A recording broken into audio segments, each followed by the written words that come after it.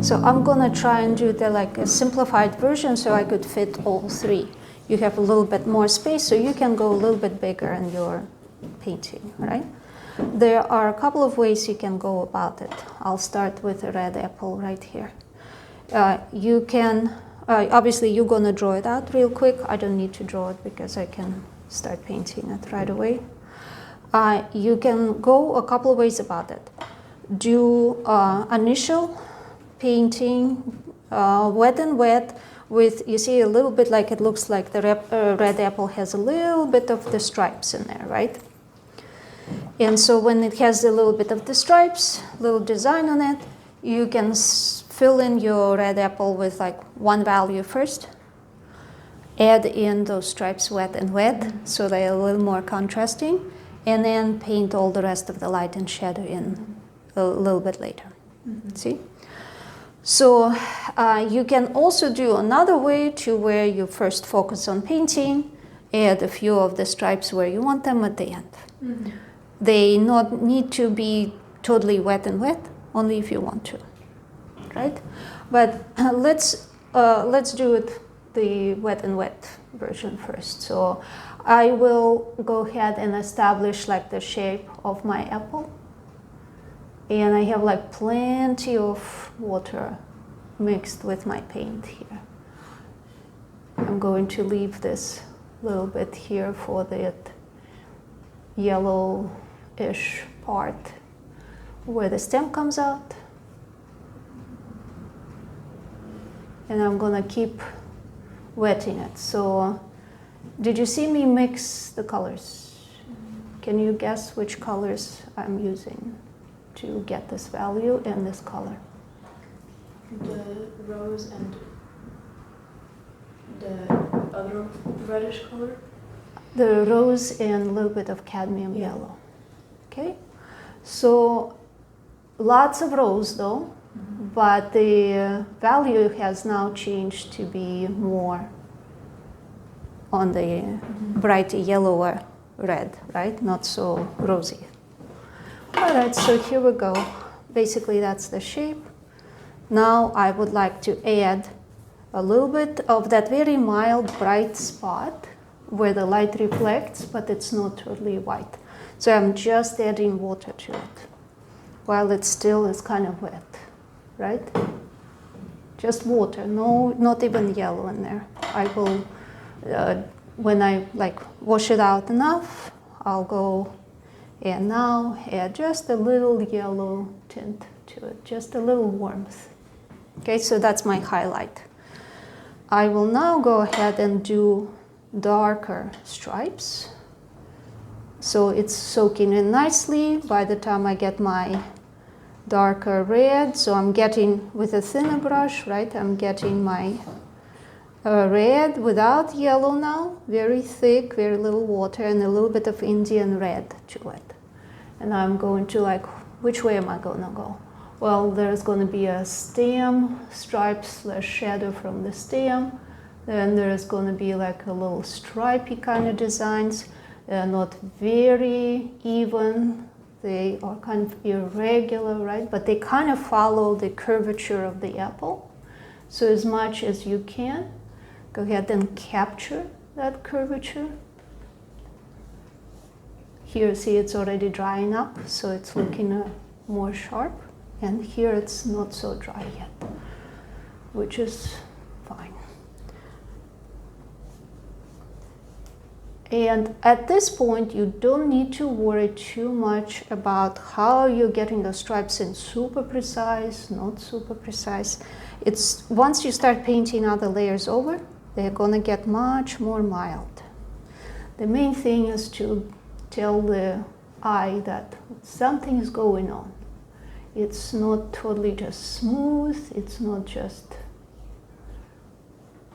one red, there are other colors, and they're changing in a kind of stripy, irregular design, okay? So this is enough for now.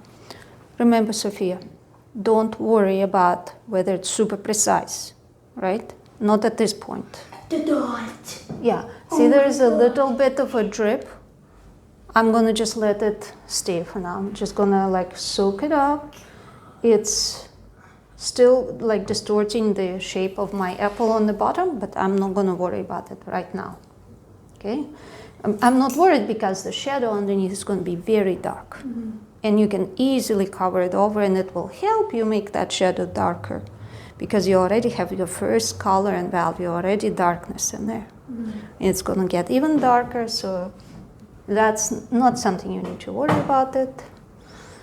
So now I'm gonna pick up some of my slightly greenish yellow. I have some yellow and some green left from the last demo, from the leaves. So I'm gonna go ahead and just fill this up with that color. Even though it's light and some of it's not as light, I'll just fill it in right now like this. See, the edge is kind of cut out, but then when I look at that apple, it does look a little sharp, right? It's not very smooth. Like the real apples, like the ones I brought there, they do have a little more smooth transition, right? But in this case, we're just looking at that and we're trying to recreate it. Don't worry about like all the fine details. You don't need to worry about it now. All right, so it's drying up really well. It still is wet here, so since I can't work on establishing the shadows in the apple, I'm gonna work on making the background and the table. The background, we have mostly that darker table. That's easy. You start with Indian red. It's the closest to the darkness and the color. And then you kind of look at it and you go, how can I make that a little bit more rich? So it's not as simplistic. I'll add a little rose and I'll add a little bit of my Indian yellow. And I will just start with that first. Now, from my angle of observation, and those of you who are standing, the table, the darkness of the table comes all the way around the table, and that lighter board is up right here. If you're sitting down, lower eye level, the lighter board will be somewhere through the middle. See? So, but from my angle of observation, I'm only worried about what I'm painting, right? You worry about your angle of observation and what you're painting. So I'm gonna go around the apple. I'm trying to not overlap it over where I painted the apple, but if it overlaps a little bit, no big deal. That's a nice color. I like the color. It's not simplistic. It could be darker, but that's my first pass so far, right? So I'll go more or less carefully around here. See how the big thick brush is very helpful? Again, so you're paying attention to how the color changes, the values change. The apple, over here, the apple is definitely lighter and the background is definitely darker. So definitely here we'll have to dump more and more layers of paint. But on the other side here, we have to be a bit more careful. This is almost dry here, but not quite. So on the other side, now the apple gets really dark and the table starts to look lighter. So while it's still wet, I am more confident in dumping more paint right in here. And you see how it piled up in here because of that little dip? That's a good thing. It helps us see that it's darker, right? Even though the darkness doesn't spread all over, it's totally fine, no problem. Right here, it still is darker than the apple, so far we're keeping that. As it gets down, that's where the apple starts to get darker, the table starts to get lighter, so I probably should stop dumping more paint, and also the shadow from the pear is starting to come close in here. So that's fine. I'm gonna keep that for now, and I'm just gonna connect this,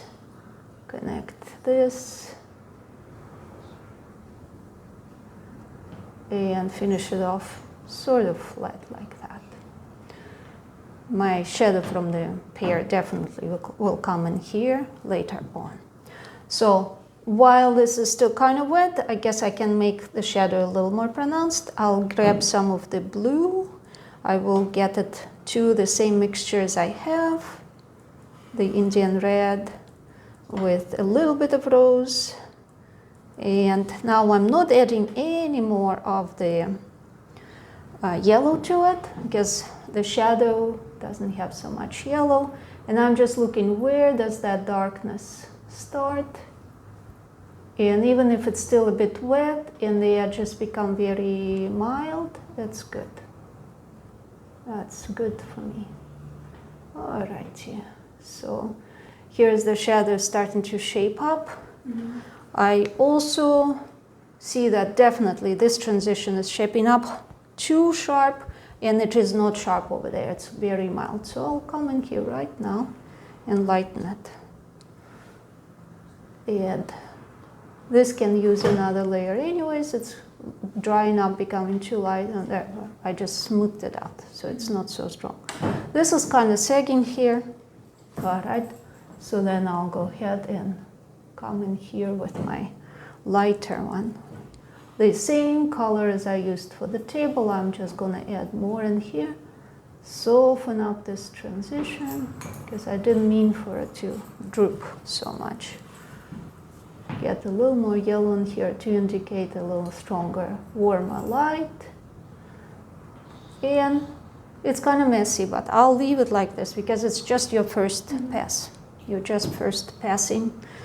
Once it dries up, we'll still go darker with the shadow. But now everything within the apple is starting to get dry, so we can now establish the apple shadow. Now you need to be clever with what shadow of the apple color you can choose. It's red, but it's also darker red, and it's not super red, it's shadowy.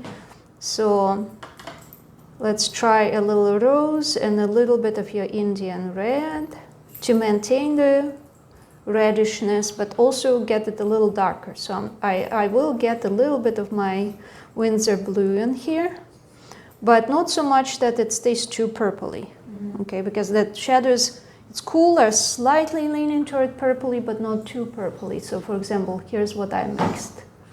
See, somewhat purpley. Once it goes over this color, it will start to get, the whole apple will start to get darker, but it will also be a slightly different color. See, not the same as that. So I'm looking like playing, where am I seeing the darker areas? Kind of like this. Near the edge, it stays a bit lighter, except for closer to this area. That's where the apple is darker than the background. Then it becomes lighter again, and the whole shadow kind of wraps underneath here and kind of comes to this edge. And this is, remember, this is where I said the table was once again lighter than the apple.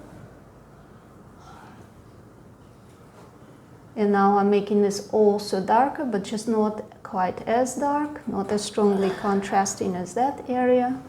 And I'm gonna give this a little bit of darkness. So it's the same brush, same color on my brush.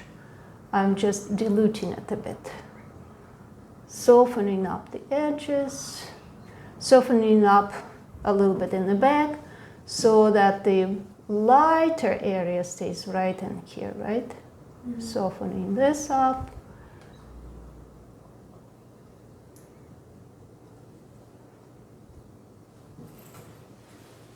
And if you go over this once again a little bit, it's kind of soaked in.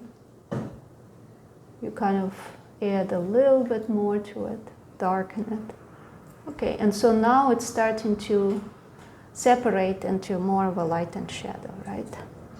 I'm still seeing that this is still a bit too strong. It's not really that brightly red. It could be a bit darker. So get a little bit more into it. All right, where else do we see a little bit of the darkness? A little shadow from the stem, kind of similar, darker color, value, and a little bit more like darker here, wrapping around, but not by a whole lot. Not a whole lot darker. And as it starts wrapping away toward the middle, for example, on this side, it starts to get a bit darker, but again, not so much. So more water, same color, more water. So more water means your darker color gets diluted. You keep it where you need it. You don't keep it where you don't need it.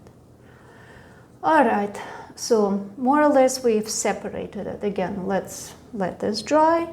Let's come in here and punch up our table.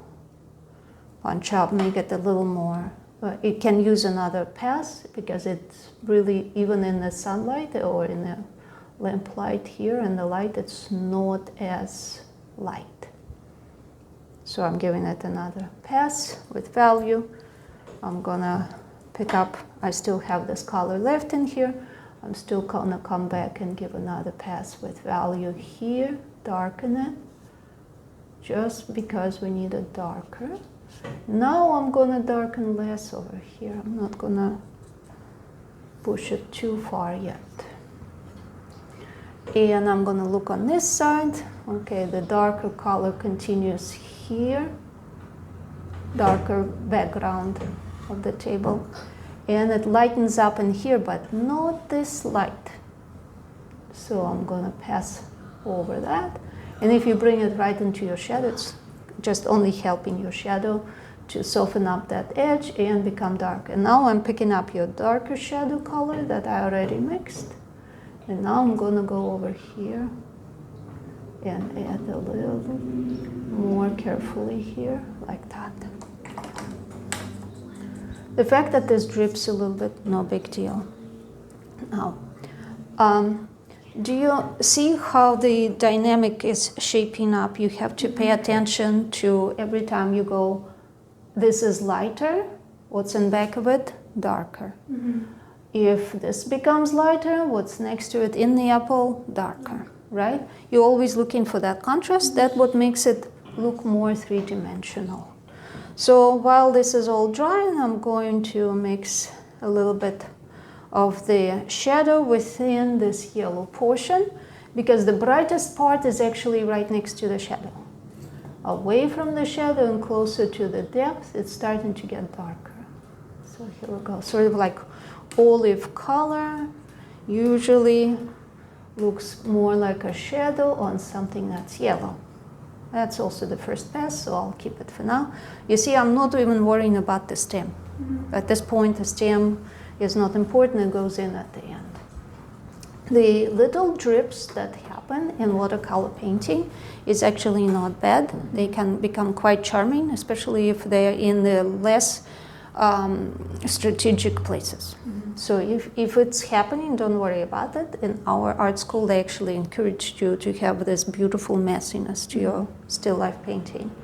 It shows you that you're like not afraid, you're going freely, you're experimenting and all. So, all right, so what can we do now? Within the apple, right here, for example, it's fairly dry. Obviously, we only have like very bright, medium, dark, right? So we can still make it a little bit darker here. So I'll pick up more of the same paint that I already used to start with the apple. And I'm going to go and get it in here, but I'm going to stay away from my brightest spot, from where the highlight is, from the light. Okay, I got that in. I'll go over this as well. Because if I do that, all the other values are starting to get a little tuned down, and this becomes more and more three-dimensional as if it's coming closer to us. So here we go, everything else got darker. I'll add a little more darkness to here. Here we go. So once that dries, see, it's such a thin layer, you don't even see much of a transition, right, between the previous lighter one and the next one. Meanwhile, our depth is slowly appearing. So I'm seeing that the top here is dry, and one of the tricks of the trade to show depth and also pick up on the value, the darker value that goes into the darker depth of your space, is to add a little more of the bluer value to it. So I'm taking the same colors I have here, adding more blue to it. And now I'm going to cool this off. Now it's not going to be so reddish brown. Once again, it's becoming more rich in the kind of color it is. So here we go. It's not that strong of a value change because I have a lot of water on my brush, but because of the previous layer of colors, and because it's blue, the change becomes drastic. And I'm going to stay away from this edge even. I'm not going to touch that. And I'm going to do the same thing here to where it's slowly becoming lighter. A lot of it is staying lighter because I have those previous layers.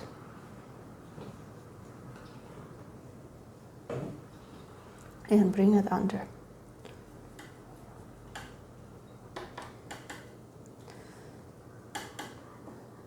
So the main thing is nuances, right?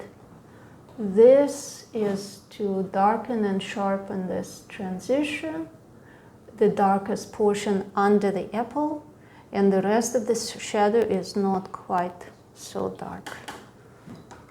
So it's becoming sharper and sharper, right? Mm-hmm. So now I'm going to soften up this transition because I don't want that to pop out too much. And I will add another value to my table. But in this case, I will stay within the Indian red and yellow. I won't touch the edge. I want to add more value to it. So it's darker, but I want it to stay considerably warmer. See how it's starting to change darker, but warmer, cooler, and darker, right? But this is still staying lighter. Oh, that still dripped in here. Okay. I guess it's just going to do that, and that's it. Okay.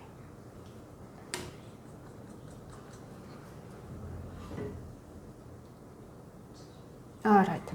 So your apple doesn't look so simplistic. Warmer, redder, purplier, browner shadows.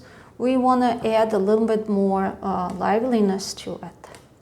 Well, first it's sitting on quite a bit darker, sort of reddish-brown table, and the reddish-brown table affects the color of the shadow, making it a little browner, but not quite as brown as the table itself. So like, for example, right here, it's because there's a pear close by and the table is close by, the shadow becomes a bit darker and more brownish. You see how I'm not bringing the shadow right to this shadow, right? Because there is kind of a reflection in there. A little bit of light reflecting from the table. And once again, I'm going to come in here and add another layer, darken this, and kind of combine it with this shadow. So again, brightest, more red, darker red, working toward that total darkness of the shadow of the apple. So while it's still wet, I will add a little more transitional kind of red, where it's starting to get darker, and I'll go over the shadow once again. And now I'm actually not afraid to do more of this, just lines, because of the stripes on the apple. And I don't want my whole shadow to be totally solid. One color, solid, and so on. So now I'm going to darken this a bit, but not as dark as the remaining shadow, because some parts of the shadow are the darkest and others are a little lighter. And again, so it doesn't look too all uniform and the same, I'm going to create a brown that has a little bit of green in it. So it just has a slightly different hue. And where can we throw that little greener but on the side of the yellow pear, right here. Different hue to this redness because the pear is affecting the color of the apple being so close.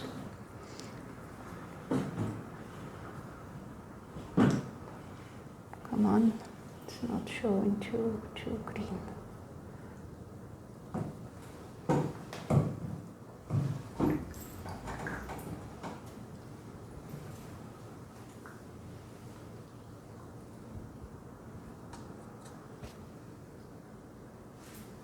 All right, that's just a little bit, little addition in there, change in colors. Let's give that back a little bit more of a pass of a slightly darker value because it's curving away toward that darker background, right? It's curving away toward the darker background, but it's also curving away from light. And we can give another pass to this to make it look like it's also coming out of the deeper part of the apple. And let's deepen this as well. So they're all combining. So there it is. Everything's combining. All the shadows are combining.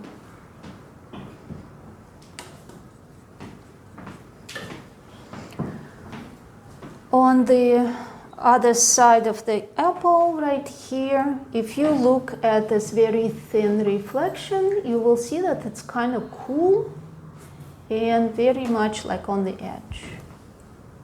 Kind of sharp almost. And what do you think is causing this? Maybe from the window reflection? Yeah, because it's cool. Yeah. It's almost like if you look very closely and compare it to the warmth of this, it seems almost as if it's like bluish, like bluish gray. So that's fine, it's all good because we want as much color in our reflections and all of this as possible. So now that I kind of wiped it off, right? I cleared the paint a little bit, established that shape. I'm gonna literally just pick up a little bit of my Winsor blue and very carefully just add it in here and give it this cooler feel. And if it's blending too much, we can wait for it to dry more. While I'm doing that, I'm going to go ahead and work on the sharpening up my shadow in this area because this is starting to get darker right in here. This stays darkest and this here stays darkest. So again, a little bit more blue, a bit more of your Indian red. And where is absolute darkest? But right here. Mm-hmm. Absolutely the darkest spot that I'm seeing right in here. And then it starts to become redder, juicier, less dark, and less dark over here.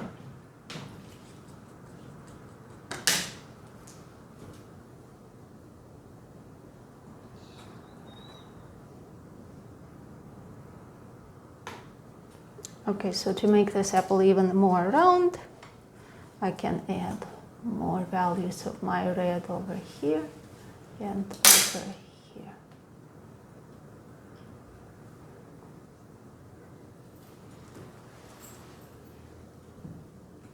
See what I'm doing? I'm going over the apple and the background at the same time. And what it creates is it softens up that edge. And that apple disappears into the background on that side more, right? And that's what we need. We do need it to kind of go away from us. And to get it to go away from us and hide in that background is softening up that edge. Now right here, the edge is not softening up. Here, the reflection is cool and kind of almost sharp. Even though it's not super sharp, it's almost sharp. So that's where I will also keep it a bit more pronounced. Soften this up. Now soften this up, and the drips came in. Okay. It's not totally bad. We can make it work for us.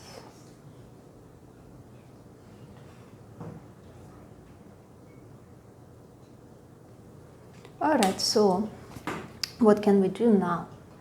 Add the stem. I'll just take the same color I already mixed. Totally reuse the colors you already have. For example, for the shadow here, I will take that same very dark, kind of brownish, cooler color, and I'll add my stem through the center. It's kind of going like this. It's kind of becoming wider here. It has like a lighter portion on it, but most of the stem looks kind of dark. So because it's now starting to be like very, very tiny little thing, no big deal. Here I'll just wipe a little bit where it's sort of light on the stem. The rest is dark. Okay, the only thing I will add is continuation of this shadow that goes right in here from the stem, right? Next to it is bright light. Here's the shadow from the stem, continues. Here's the darkest spot, and the shadow on the apple from the stem on the red also needs to be slightly darker. Okay, so the reflection is actually not bad. It dripped a little bit, so I'll come in here and just make it a little stronger like that. What else can we improve? We can make sure that this edge is a little more rounded, so the apple is not super wobbly on the edges. Give it more color. But it's, even though it's reflective light, it's not as strong as the main direct reflective light, right? So what else can we do? Make this a little neater. You could leave it like that. This is not the objective of this exercise. The main thing is get yourself used to seeing the color, the value, the transitions, and curvatures, light shadow, the color in the reflections. It doesn't look all the same. I'm just picking up a little bit of this so it's not too even and cut out.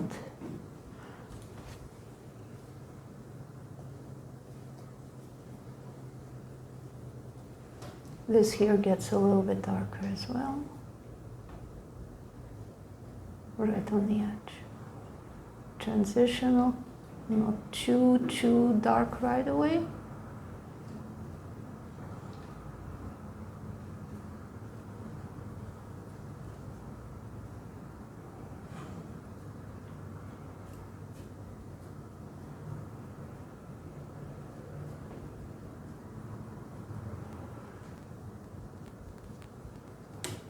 See how this looks very cool compared to the rest of it? Yeah. And you can even make it a little bit more pronounced. If you are emphasizing the colors more than what you see in reality, it's good. It's especially good to overemphasize them in the beginning to get used to seeing those colors. If something looks a little bit bluer, go ahead and make it more blue. Something looks a little greener, go ahead, push that to look more green, and so on. It's good for you to train your eye to see all of those transitions. So I'm sharpening it once again. It's already bluer, cooler toward under the apple. It's already lighter toward here. I'll just leave it like that. And the only other thing I can do is to continue add slightly darker to the background. At one point, you do have to decide just where you're going to stop, when enough is going to be enough. But you see, if I'm adding more and it looks better, right? Where are you going? And the apple looks more like the light is definitely shining on it very strongly, then that's a good thing.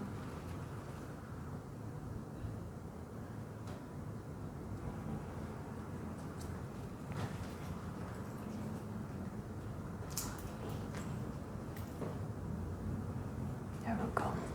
So, how does it look from the distance? Not too bad. The quick study, you can just stop at this kind of stage, all right? It doesn't have to be super, super detailed. This is not about detail. Do you want to get started? Do your own apple? Then when you're ready for a pear, I'll do a pear. Okay.